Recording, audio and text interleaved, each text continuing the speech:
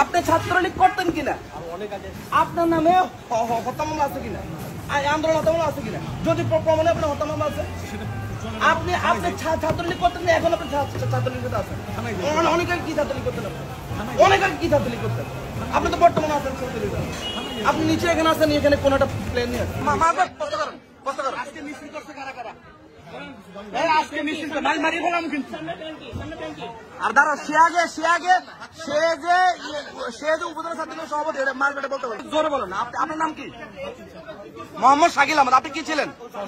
আপনি দোয়ার উপজেলা, বলেন কোন এলাকার বলেন? দোয়ার, হ্যাঁ দোয়ার কি?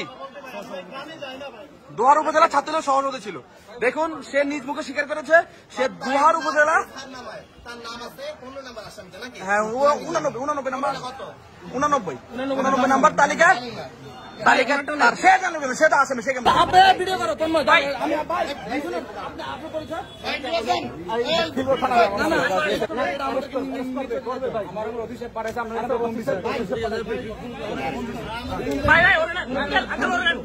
একসাথে